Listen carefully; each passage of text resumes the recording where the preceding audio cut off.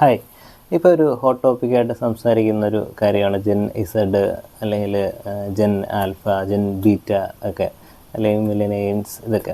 അപ്പോൾ ഇതിൻ്റെ ഒരു പ്രധാന വ്യത്യാസം നമ്മൾ മനസ്സിലാക്കേണ്ടതുണ്ട്. ഇപ്പോൾ മില്ലേനിയൽസ് എന്നൊക്കെ പറയുന്നത് 1981 മുതൽ 96 വരെ ജനിച്ചതും 97 മുതൽ 2012 വരെ ജനിച്ചവരെ ജെൻ ഇസഡ് എന്നാണ് വിളിക്കുന്നത്. 2013 മുതൽ 2024 വരെ ജനിച്ചവരെയാണ് ജെൻ ആൽഫ എന്ന് വിളിക്കുന്നത്. 2025 മുതൽ ജനിച്ചവരെ ജെൻ ബീറ്റ എന്നാണ് വിളിക്കുന്നത്. അപ്പം ഈ ജനറേഷൻ്റെ വ്യത്യാസത്തിൽ പലപ്പോഴും ഇവരുടെ സ്വഭാവത്തിൽ ഒരുപാട് മാറ്റങ്ങളുണ്ടാകും. പ്രത്യേകിച്ച് നമുക്കിപ്പം നമ്മുടെ ഒരു വർക്ക് പ്ലേസിൽ നോക്കുകയാണെങ്കിലും കസ്റ്റമർ സെഗ്മെൻറ്റ് നോക്കുകയാണെങ്കിലും ഈ ഒരു ജനറേഷൻ്റെ വ്യത്യാസം മനസ്സിലാക്കി നമ്മൾ അവരോട് പെരുമാറിയാൽ മാത്രമേ നമുക്ക് ഒരു സക്സസ്ഫുള്ളി കാര്യങ്ങൾ മാനേജ് ചെയ്യാൻ പറ്റുള്ളൂ. ഇപ്പം പല വർക്ക് പ്ലേസിലും 90s കിഡ്സും ഉണ്ടാകും, ഈ ജെൻ ഇസഡിലെ കിഡ്സും ഉണ്ടാകും. അപ്പോൾ ഇവരുടെ ഒരു വർക്കിംഗ് പാറ്റേണൊക്കെ ഒരു വ്യത്യാസം ഉണ്ടാകും. ജെൻ ഇസഡ് കിഡ്സ് കുറച്ചുകൂടി അവരുടെ പേഴ്സണൽ ലൈഫിന് കൂടി പ്രാധാന്യം കൊടുത്തുകൊണ്ട് കുറച്ചുകൂടി വർക്ക് ഫ്ലെക്സിബിളായിട്ട് ചെയ്യാൻ ആഗ്രഹിക്കുന്നവരാണ്.